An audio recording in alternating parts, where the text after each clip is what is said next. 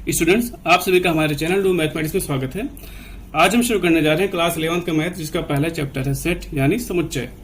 समुच्चय सिद्धांत जर्मन के महान गणितज्ञ जॉर्ज कैंटन ने 19वीं शताब्दी के अंत में दिया था। अब सबसे पहले हम देख लेते हैं कि जो समुच्चय शब्द है इसका मतलब क्या है। समुच्चय शब्द का मतलब ही होता है समूह या संग्रह। जैसे हम अपनी डेली लाइफ में देखते हैं टी सेट, डिनर सेट, ये सबके घर में होता है। ताश के पत्तों की गड्डी बहुत लोग खेलते होंगे। बिंदुओं का समूह, मनुष्यों का समुदाय, और बहुत सारे एग्जाम्पल है जैसे संतरों के ढेर, रंगों का सेट। अब इनसे में जो ये सब यूज हुआ है, सेट, गड्डी, समूह, समुदाय, ढेर, ठीक है, इन सब को हम मैथमेटिक्स की भाषा में यानी हम गणित के लैंग्वेज में अलग अलग ना बोल करके हम इसको समुच्चय का नाम दे देते हैं। ठीक है, अब इसका हम डेफिनेशन देख लेते हैं। इसका एग्जैक्ट डेफिनेशन है क्या। ऐसी वस्तुओं या पदों का संग्रह, कलेक्शन को समुच्चय कहते हैं जिनमें कोई विशेष गुण या लक्षण होता है। या इसका दूसरा डेफिनेशन है, वस्तुओं के सुपरिभाषित वेल डिफाइंड समूह या संग्रह को समुच्चय कहते हैं। जो इसका सबसे फेमस डेफिनेशन है वो ये सेकंड वाला ही है। वस्तुओं की सुपरिभाषित वेल डिफाइंड समूह या संग्रह को समुच्चय कहते हैं। यहाँ पे जो सारा खेल है वो है सुपरिभाषित का। सुपरिभाषित का मतलब होता है उसके अंदर जो भी अवयव हो वो हमें तो पक्का पता होना चाहिए कि उसके अंदर है कि नहीं है। ठीक है, अभी अवयव के बारे में बाद में बात कर लूंगा। बस आप इतना जान लो कि अगर हम कुछ भी बोलें तो वो स्पष्ट होना चाहिए। जैसे अगर मैं बोलूं कि कक्षा 11 में अच्छे छात्रों का समूह, तो मान लो मेरे हिसाब से कोई छात्र अच्छा है, वो आपके हिसाब से अच्छा है या नहीं, ये कंफर्म नहीं है, ये हमें पक्का नहीं पता। ठीक है, तो यहाँ पे अच्छा होने का गुण जो है वो सुपरिभाषित नहीं है। अगर मैं मान लूं कक्षा 11 में ईमानदार छात्रों का समूह, ये भी हमें पक्का नहीं पता। कोई मान लो कोई स्टूडेंट मेरे हिसाब से ईमानदार है और आपके हिसाब से ईमानदार नहीं है, तो इसको भी हम सुपरिभाषित नहीं कर सकते। अगर मैं मान लूं कि मुंशी प्रेमचंद द्वारा लिखे गए 10 अच्छी किताबों का समूह या मुंशी प्रेमचंद द्वारा लिखे गए 10 अच्छी किताबों का संग्रह, मेरे हिसाब से मुंशी प्रेमचंद की 10 किताबें कोई और हो सकती हैं अच्छी जो मुझे पसंद है, लेकिन आपके हिसाब से किसी और के हिसाब से कुछ और हो सकती है। ठीक है, ये पर्सन टू पर्सन वेरी करता है कि किसको कौन सी किताबें पसंद है मुंशी प्रेमचंद की। तो ये भी हमारा समुच्चय नहीं है। अब इसके हम कुछ एग्जाम्पल देख लेते हैं। जैसे हमारा है 0 से 100 तक की संख्याओं का समुच्चय। अब 0 से 100 तक की संख्याएं क्या होती हैं? 0 से लेकर 1, 2, 3, 100 तक।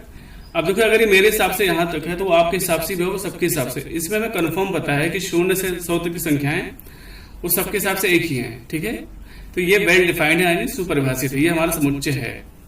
धन पूर्णांकों का समुच्चय। धन पूर्णांक क्या क्या होते हैं हमें सबको पता है, 1, 2, 3 ऐसे। ठीक है, ये सारे धन पूर्णांक है। मान लो अगर 1, 2, 3, 4 ऐसे हमारे हिसाब से, तो आपके हिसाब से भी है, वो सबके हिसाब से है। तो ये हमारा क्या है? समुच्चय है, ये सुपरिभाषित है। अभाज्य संख्याओं का समुच्चय। अभाज्य संख्याएं कौन कौन सी होती है? 2, 3, 5 ये सब होती हैं। जो मेरे हिसाब से वो सबके हिसाब से। ठीक है, ये वेल डिफाइंड है यानी सुपरिभाषित है, ये भी हमारा समुच्चय है। अंग्रेजी वर्णमाला के स्वरों का समुच्चय सबको पता है, AEIOU होता है। तो ये जो मेरे हिसाब से आपके हिसाब से ये हमारा समुच्चय है, ये सुपरिभाषित है। कक्षा में ईमानदार छात्रों का समूह, मैं आपको पहले भी बता चुका हूँ, कोई छात्र मेरे हिसाब से ईमानदार है, आपके हिसाब से है या नहीं, ये कंफर्म नहीं है, ये हमें एकदम सुस्पष्ट नहीं है, पक्का नहीं पता, तो ये समुच्चय नहीं है। फुटबॉल के 10 सबसे अच्छे खिलाड़ियों का समूह। अभी आप जान लो कि मेरे हिसाब से 10 अच्छे खिलाड़ी कोई और हो सकते हैं, आपके हिसाब से कुछ और हो सकते हैं, ये आपके पसंद के ऊपर डिपेंड करता है। ठीक, अब हम देख लेते हैं कि समुच्चय को हम डिनोट कैसे करते हैं, इसका नोटेशन क्या है। सबसे पहली चीज आप जान लो कि जो समुच्चय संकेतन होता है, इसको हमेशा हम कैपिटल लेटर यानी अंग्रेजी के capital letter A, B, C ऐसे X, Y, Z, हम इन सब से डिनोट करते हैं। और इसके अंदर जो अवयव आते हैं एलिमेंट, उसको हमेशा हम A, B स्मॉल लेटर से करते हैं। ठीक है, हमारे यहाँ पे हमारे इसका X है, Y, बस मैं ऐसे आपको समझाने के लिए बता रहा हूँ, कोई जरूरी नहीं कि यही है। अब यहाँ पे देख ही लो कि सेट को हम डिनोट कैसे करते हैं। सेट को डिनोट ऐसे करते हैं, हम लिखते कैसे हैं। मान लो हमारे पास कोई है सम संख्याओं का समुच्चय। ठीक है, सम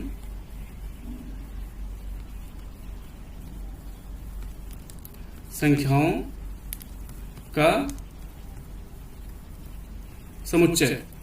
मैंने एक सेट लिया A, इसको मैंने सेट नाम दे दिया, सम संख्याओं का समुच्चय A। तो A को मैं ऐसे लिखूंगा, सबसे पहले इसको कैपिटल लेटर में लिखेंगे, इक्वल का साइन, उसके बाद हम लगाएंगे मझला कोष्ठक और उसके अंदर लिखेंगे अवयव। अवयव हमारे क्या होते हैं, जो सेट के अंदर आते हैं, और अवयव को हम कॉमा लगा के सेपरेट कर देंगे, अलग अलग कर देंगे।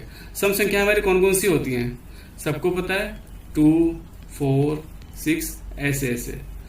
अब सेट को हमें समुच्चय को इसी तरह से लिखना है, कैपिटल लेटर से लिखेंगे, इक्वल का साइन, उसके बाद हम ब्रेकेट लगाएंगे, उसके अंदर अवयव, इसको हम बोलते हैं अवयव, या इंग्लिश में बोलते हैं एलिमेंट।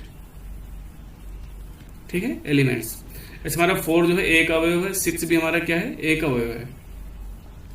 इसमें हम एक चीज और देख लेते हैं, बिलोंग्स टू का कॉन्सेप्ट। अगर मैं बात करूं यहाँ पे कि 2 हमारा ए में है कि नहीं है, 2 हमारा ए में है तो हम बोलेंगे 2 हमारा ए से बिलोंग कर रहा है। हमारे यहाँ पे 4 है जो ए में है कि नहीं है, ये हमारा बिलोंग कर रहा है। अगर मैं बोल दूं 3, तो 3 हमारा बिलोंग कर रहा है ए में, नहीं, तो आप बिलोंग टू का साइन लगाओ और इसको ऐसे काट दो। ठीक है, इसका मतलब होता है बिलोंग्स टू, इसका मतलब होता है डज नॉट बिलोंग्स टू। ठीक है, ये तो हमारा हो गया सेट का नोटेशन। अब हम देख लेते हैं कि गणित में कुछ विशेष प्रकार के सेट हैं जिनको हम हमेशा उसी से डिनोट करते हैं। जैसे हमारा है, अगर आपको किसी समुच्चय में बोल दिया जाए प्राकृतिक संख्याओं का समुच्चय, तो आप हमेशा उसको n से ही डिनोट करना। पूर्णांकों का समुच्चय हमेशा z से डिनोट करना। ठीक है, परिमेय संख्याओं का समुच्चय हमेशा q से, वास्तविक संख्याओं का समुच्चय हमेशा r से, धन पूर्णांकों का समुच्चय z प्लस से। धन पूर्णांक सबको पता है क्या क्या होता है, 1 से स्टार्ट होता है। ठीक है, एक तरह से प्राकृतिक संख्याएं भी बोल सकते हैं।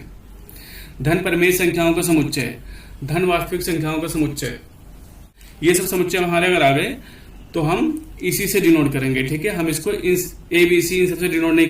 स्टूडेंट्स, आज के वीडियो लेक्चर में इतना ही। नेक्स्ट वीडियो में हम पढ़ेंगे कि समुच्चयों का निरूपित कैसे करते हैं। समुच्चय का जो निरूपण 2 प्रकार से होता है। पहला हमारा है सेट बिल्डर फॉर्म यानी समुच्चय निर्माण विधि, दूसरा हमारा है रोस्टर फॉर्म यानी तालिका विधि। इसको हम नेक्स्ट वीडियो में पढ़ेंगे। Thank you.